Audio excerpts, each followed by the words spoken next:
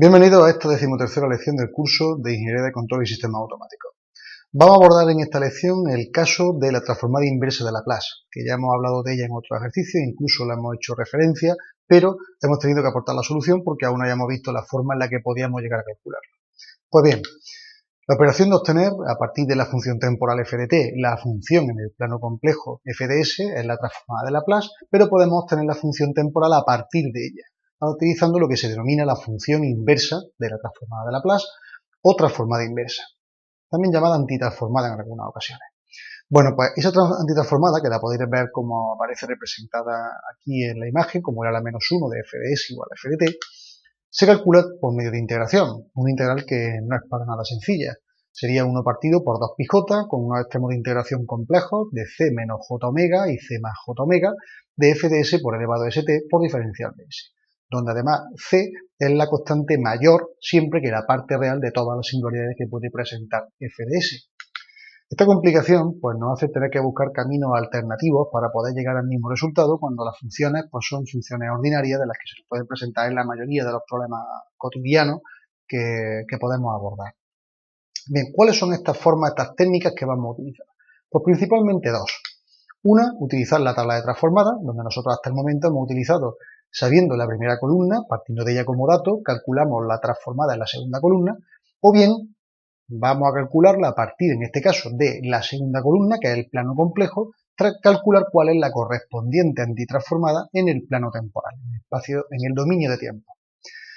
Por otro lado, puede haber funciones que sean algo más complejas o que necesiten un tratamiento previo. Bueno, pues en este caso utilizaremos los métodos de expansión en fracciones simples, donde vamos a tener dos polinomios, un numerador y un denominador, donde como requisito siempre el grado del denominador tiene que ser mayor que el del numerador. Si no, no podemos calcularlo y tendremos que utilizar pues bueno, división de polinomios o métodos alternativos para poder simplificar esa función a otra que sea pues, coherente para nuestros cálculos.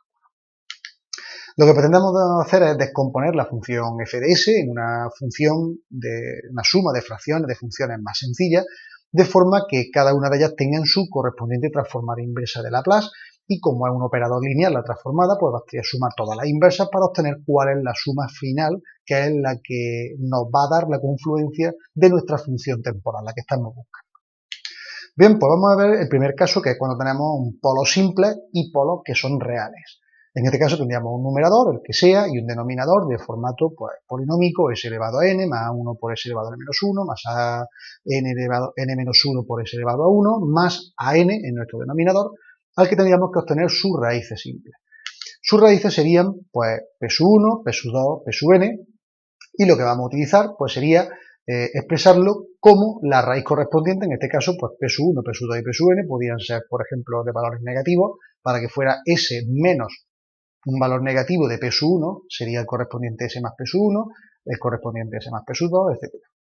Estos coeficientes a sub 1, a sub 2, a sub n, los calculamos de la forma que tenéis aquí indicada abajo, donde sería haciendo s igual a cada uno de los valores de la raíz, y luego aquí arriba tendríamos nuestra fracción correspondiente f de s, numerador y denominador, tal cual nos lo da el enunciado del problema, multiplicado por cada uno de los correspondientes polos simples reales. Vamos a ver un ejemplo y lo vamos a entender más fácil. Vamos a tener la antitransformada de Laplace de la función f de s igual a s más 2 y denominador s al cuadrado más 4s más 3. Vemos de partida que cumple que el denominador tiene un grado cuadrado, mientras que es un grado simple el que tiene el numerador, con lo cual podremos aplicarlo. Bien, pues si empezamos a calcular lo que son los polos, las raíces en este caso, de nuestro denominador, tendríamos que s al cuadrado más 4s más 3 igualándolo a 0 nos da como raíces s igual a menos 3 y s igual a menos 1. Son dos raíces simples, reales, con lo cual podemos aplicar lo que estamos viendo, que sería darle dos valores, a sub 1 para la primera raíz y a sub 2 a la segunda raíz. Aparece positivo porque estamos hablando de que yo, para poder obtener este valor de aquí, necesitaría multiplicar haciendo lo que es el producto de ambos de los términos, es decir, s menos la primera raíz por s menos la segunda raíz. Como la primera raíz es negativa, sería s más 3, como la segunda es negativa, s más 1. Bien, para calcular a sub 1, vamos a incorporarle la primera de las raíces, es decir, sería s más 3. Pero el valor que tiene la raíz realmente sería s igual a menos 3, porque estamos diciendo que este valor, el menos 3, es el que nos hace el polinomio 0. Con lo cual lo que vamos a poner es nuestro polinomio completo, s más 2 partido s cuadrado más 4s más 3, y lo vamos a multiplicar por la primera de las raíces, que sería el s más 3, el denominador correspondiente a nuestro primer polinomio, para darle luego al resultado final el valor de s igual a menos 3. Si hacemos esto, nos quedaría que a su 1 vale 1/2. Esto lo podemos hacer muy fácilmente porque sería menos 3, pues nos quedaría menos 3 más 2 menos 1, y en el denominador pues nos quedaría, haciendo al cuadrado, pues nos quedaría 3 al cuadrado positivo 9, 9 menos 12, más 3, nos quedaría también menos 2, con lo cual sería menos 1 entre menos 2 más 1/2. Bien, vamos a calcular cuánto vale a sub 2. A sub 2 tendríamos que es correspondiente a la raíz menos 1, con lo cual sería s más 1, mismo polinomio, pero ahora el valor que le vamos a dar a todo el corchete sería s igual a menos 1. Si ahora simplificamos, hacemos todos los posibles valores que tengamos dentro del valor, nos quedaría igual a 1/2.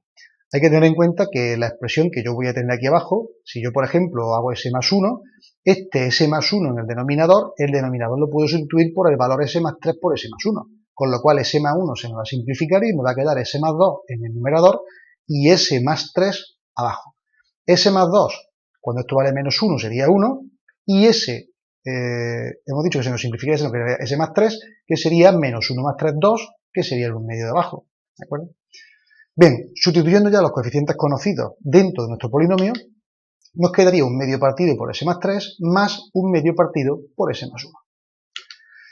Si ahora calculamos la función inversa para la transformada inversa para cada uno de ellos, extrayendo la constante del término que hemos calculado fuera de la inversa, nos quedaría 1/2 de la transformada de 1 partido s más 3 más 1/2 de la transformada de 1 partido s más 1. Y esto lo podemos recurrir rápidamente, lo podemos localizar en la tabla y calcularlo desde la columna derecha de la transformada en el plano complejo a la columna izquierda, que sería la correspondiente a las funciones temporales. Haciéndola de tal manera que, si yo localizo la función compleja 1 partido por s más alfa, veo inmediatamente que a la izquierda la función temporal que le corresponde sería e elevado a menos alfa por t. Luego, si alfa vale 3, esto correspondería a e elevado a menos 3t. Y si alfa vale 1, nos quedaría e elevado a menos alfa, que vale 1, por t. Y de ambos de ellos, en ambos casos, lo podemos ver a factor común en un medio para multiplicarlo para obtener la función completa. Así de sencillo y así de rápido. Vamos a calcular nuestra función en el caso de que sean polos múltiples reales, donde tendremos un orden de multiplicidad m afectándole a una serie de variables. En este caso tendríamos, por ejemplo, pues s más s1 por s más s2 por s más sn por s más si, este es el que vamos a utilizar como caso de polo múltiple, por s más si al cuadrado por s más si elevado a n. Bien, pues lo que son elementos de polo simple lo vamos a hacer como hasta ahora. A sub 1 partido por la primera raíz, a sub 2 partido por la segunda raíz y así sucesivamente. Aquí debería de aparecer un s sub 2. Hasta llegar a e sub n partido por s más s sub n. Pero ahora empezamos con los que son polos múltiples. Entonces aquí apareceríamos como a sub i m partido s más s sub i, a sub i m menos 1, s más s sub i al cuadrado, más a sub i 1, el primero de ellos, por s más s sub i elevado a n. Luego, si os fijáis, el caso del primer coeficiente que vamos a estudiar corresponde al del exponente más alto, y conforme va disminuyendo el exponente, le vamos restando graduación correspondiente al coeficiente. Bien, pues a sub 1, a sub 2, a sub n corresponden a los polos simples y se calculan como hemos visto en el caso anterior, y a sub i1, a sub i n-1, a sub i m lo calculamos como si fueran las correspondientes. Bueno, el primero lo vemos rápidamente, que es exactamente igual que los casos anteriores, solamente que partimos de s más s sub i elevado a n, al mayor de los valores, cuando s vale s sub i. En el siguiente, que estamos descontando una unidad, calculamos el mismo valor, s igual a s sub i, pero para la primera derivada del caso anterior.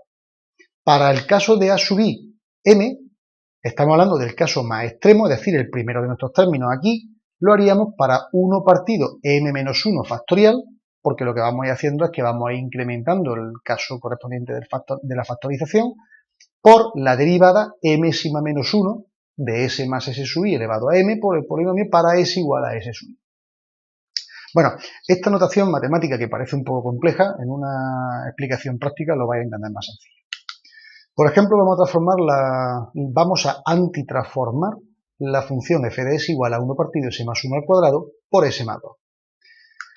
Bien, pues los polos del denominador serían s menos 1 de carácter doble y s igual a menos 2 simple, todos ellos reales. Bien, pues desarrollo en fracciones parciales. Tendríamos, por un lado, en el caso de la b, no hay ningún problema, puesto que no tiene subíndice, puesto que es una raíz sencilla, y tendríamos que, como corresponde a s igual a menos 2, pues sería b partido por s más 2, no hay más. En el caso de la sub 1, el de menor índice que estamos viendo aquí, el de menor subíndice, corresponde al de mayor grado. Y luego iremos aumentando índice conforme vamos bajando grado. Con lo cual sería sub 1 partido por el mayor exponente, s más 1 al mayor exponente posible, al cuadrado, más a sub 2 partido por s más 1 elevado al menor exponente. Rebajamos una unidad, s más 1. Vamos a calcular cuánto vale b. Bueno, pues b lo podemos calcular directamente haciendo que s es igual a menos 2. El denominador lo tenemos aquí, el numerador no lo tocamos. S más 2, porque es la raíz que estamos estudiando, como hemos visto en el caso anterior. Se nos simplificaría el s más 2 con el s menos 2 de aquí abajo y nos quedaría 1 partido s más 1 al cuadrado cuando s es igual a menos 2. Con lo cual esto de menos 2 sería menos 1, 1 partido por 1 al cuadrado igual a 1, con lo cual b vale 1. Ya tendríamos nuestro primer coeficiente, que sería el último de los que hemos estudiado para la fracción. Vamos a calcular nuestro a sub 1, el primero que tenemos aquí. Bueno, pues a sub 1 lo podemos expresar como s más 1 elevado al cuadrado por s más 1 al cuadrado partido s más 2, cuando s es igual a menos 1.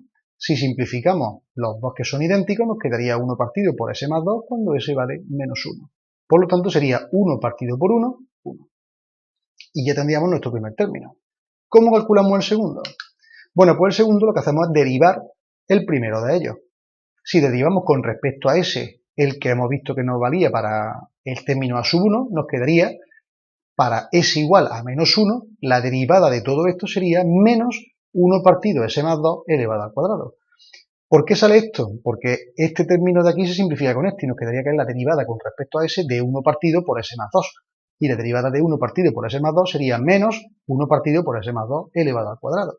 Y aquí es donde le damos el valor s igual a menos 1. Con lo cual nos quedaría menos 1. Y este sería el valor que corresponde al término a sub 2. ¿Qué hacemos a partir de aquí? Pues plantear nuestros coeficientes, 1 partido por s más 1 al cuadrado, menos 1 partido s más 1, más 1 partido s más 2.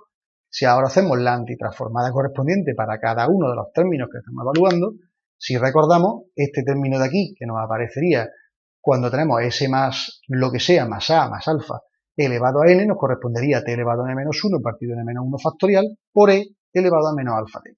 En este caso, para cada uno de ellos nos quedaría t por elevado a menos t menos e elevado a menos t más e elevado a menos 2t. Simplemente por identificación de términos con la función que tenemos entre la que es plano complejo y plano temporal. Vámonos al caso de polos simples y complejos. Bueno, pues el método de expansión en fracciones parciales vistas para el caso que estamos estudiando, simples y reales, es válido para el de los polos complejos conjugados de la forma que tenéis aquí, S menos sigma más J omega y S menos sigma menos J omega. Lo que pasa es que este procedimiento pues, es laborioso y se puede simplificar empleando la siguiente igualdad. La igualdad sería R1 por S más R2 partido, y aquí tendríamos lo que es los términos correspondientes al denominador. Vamos a verlo de forma que planteemos las ecuaciones para igualar los coeficientes. Por ejemplo, S más 1 partido por S por S cuadrado más 2S más 2. Calculando los polos del denominador, esas raíces que tendríamos, nos aparecería la primera, que es la S igual a 0, la tenemos aquí, y S igual a menos 1 más J, y S igual a menos 1 menos J, que son los dos polos conjugados complejos que tenemos. Bien, pues vamos a plantear para la primera, caso normal, A partido por S, y para la segunda, que sería BS más C partido por nuestro denominador. Y esto lo vamos a igualar al caso que tenemos aquí arriba, que es nuestro polinomio de partida. Bien, pues si ahora calculamos cuánto vale A, que es para el tema de S, lo podemos calcular utilizando toda la expresión, lo tenemos aquí, multiplicando por S. Y luego el resultado lo vamos a hacer para S igual al valor de la raíz, que es 0. Con lo cual estas dos S se nos simplifica y se nos quedaría arriba, cuando la S vale 0, 1, que sería este, y abajo nos quedaría 0 más 2, un medio. con lo cual A vale 1/2, que sería este término de aquí. ¿Cómo calculamos el resto de los elementos que tenemos? Bueno, pues tendríamos que S más 1 se puede calcular ahora, conociendo ya cuánto vale A, lo podemos calcular como A por todo el denominador más B, S más C por el otro denominador. Con lo cual nos quedaría que S más 1, que es esto, lo tenemos aquí, es igual a A, que hemos dicho que el valor precedente, que valía 1/2, por S cuadrado más 2S más 2, más S por SC, por BS más C. Si ahora desarrollamos, nos quedarían los coeficientes en S al cuadrado. ¿Cuáles son estos coeficientes en S al cuadrado? Bueno, pues en la parte izquierda de la igualdad no hay S cuadrado, con lo cual la equivalencia para ese grado sería 0. Igual tendríamos un elemento A más un elemento B, porque esto sería AS cuadrado más BS cuadrado, con lo cual tendríamos un término A y un término B, que sumados nos darían todos los elementos de S al cuadrado que tenemos en nuestra igualdad. Con lo cual esto nos quedaría que 0 es igual a A más B, y B es igual a menos A. Como A vale 1/2, B vale menos 1/2. Nos queda obtener el término C. Si ahora igualamos todos los términos que corresponden a la expresión en S elevado a 1, nos quedaría que aquí a la izquierda S elevado a 1 vale 1, tendríamos esta unidad de aquí, y términos que multipliquen a S elevado a 1 sería 2 por A más C. Pues 2 por A más C igual a 1, sabiendo lo que vale A, nos quedaría que C igual a 1 menos 2A, es decir, 0. Ya no tiene sentido hacer la otra igualdad de términos independientes, porque lo que nos va a salir es que, lógicamente, 2 por A más 0 es igual a 1, y, lógicamente, 2 por 1/2 es igual a 1. Eso no nos aporta nada y es una de las condiciones linealmente dependientes del resto de las resoluciones que hemos visto, de las ecuaciones que hemos empleado. Bien, pues, siendo así la cuestión, sustituyendo los datos que tenemos, nos quedaría 1 partido por 2S menos 1/2 de S partido por S al cuadrado más 2S más 2. Ya podríamos calcularlo haciendo lo que es la simplificación, lo podríamos agrupar los términos. Esta S la mantenemos igual y este S cuadrado más 2S más 2 lo podemos expresar como S más 1 elevado al cuadrado más 1. Si ahora os fijáis, este término no lo hemos cambiado y lo que hemos hecho ha sido a este S sumarle un término. Si yo le sumo un término, para que no cambie, puesto que esto es menos 1/2 de la función, le tengo que sumar un término completo más, que sería el más 1/2 de 1, que es este elemento, partido S más 1 al cuadrado más 1, para que esta función no cambie. Esto va positivo porque esto va negativo, para que luego quede totalmente equilibrada la función y no tengamos que estar incrementando de término. Si ahora vemos las funciones que tenemos en la tabla, nos quedaría que la función temporal sería la inversa del primero, o sea, la antitransformada del primero, que es 1 partido por 2S, esta directa, que es 1/2, menos, y ahora tendríamos que en el caso de que sea S más algo, S más alfa, partido S más alfa al cuadrado más omega al cuadrado, la correspondiente antitransformada sería elevado a menos alfa t por el coseno de omega t. Bueno, pues en el caso que tenemos aquí, esta función de aquí sería menos 1/2 de S más 1, S más 1 al cuadrado más 1. Luego, S más 1 sería S más alfa, luego este 1 va a ser nuestro primer alfa, con lo cual sería elevado a menos t, el menos 1/2 multiplicando, y por último nos quedaría el coseno de omega t, y omega es lo que está como término independiente, que sería 1 unidad, con lo cual nos quedaría coseno de t, más, lo tenemos aquí, 1/2 que sale fuera, no nos afecta, y tendríamos 1 y 1 para nuestra función, pero en este caso no tenemos variable arriba, es decir, aquí tendríamos S más alfa y aquí tenemos no solamente omega, que coincide con este omega al cuadrado, con lo cual estos dos términos que cambian en grado son el mismo término variable, con lo cual sería el que afectaría, pero en vez de la función coseno, a la función seno, y sería más 1/2 de elevado a menos t por el seno de t. Bien, pues hasta aquí esta 13ª lección del curso de Ingeniería de Control y Sistemas Automáticos, que espero que haya sido de tu interés.